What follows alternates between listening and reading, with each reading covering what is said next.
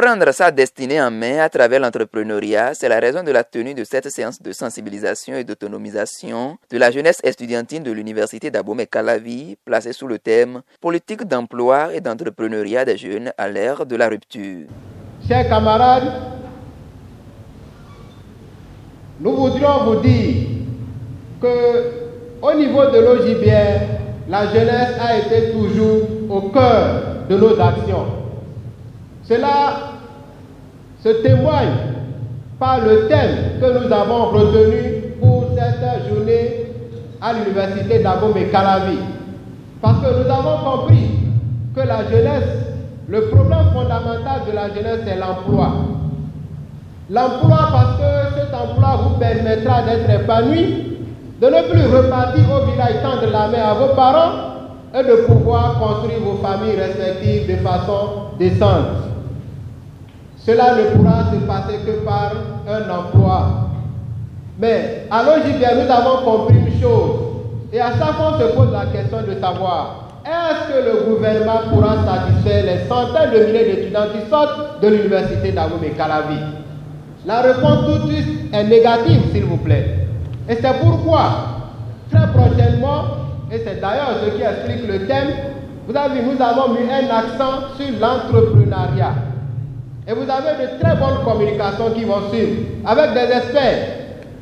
Après avoir harangué la foule, le représentant de l'honorable Bida, coordonnateur national de l'organisation de la jeunesse du bloc républicain OJBR, empêché, délivre son message de lancement des communications.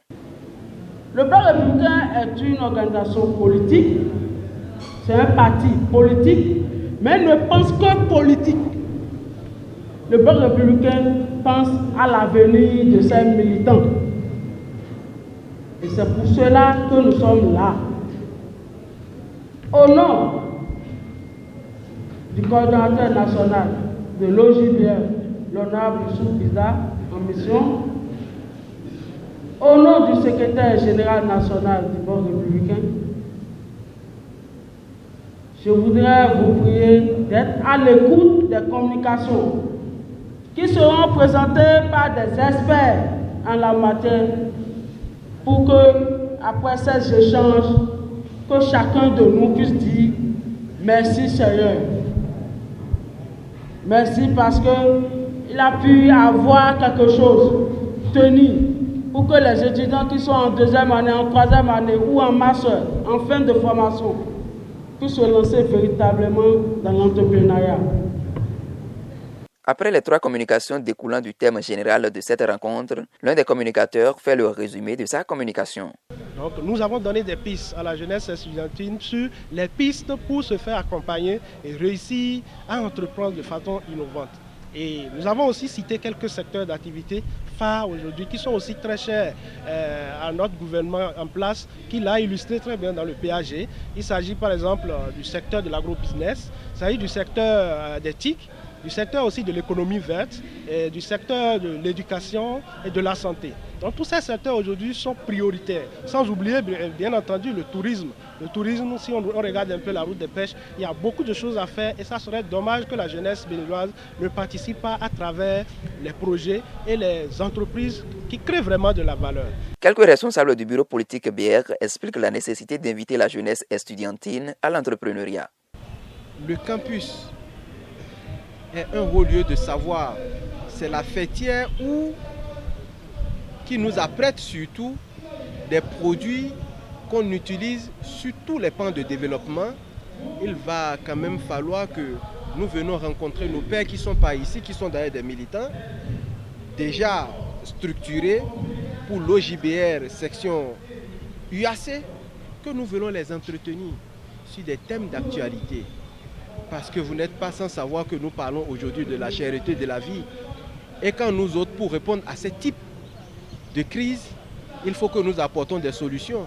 Donc les solutions que nous pensons pouvoir permettre à la jeunesse de dépasser ces lignes rouges sont entre autres l'entrepreneuriat et surtout l'innovation. Et quand nous parlons de l'innovation, ce n'est pas forcément inventer de nouvelles choses, mais fouetter, mettre sur orbite ce qui existait afin que cela puisse impacter et faire de son homme une personne qui gagne à travers son travail.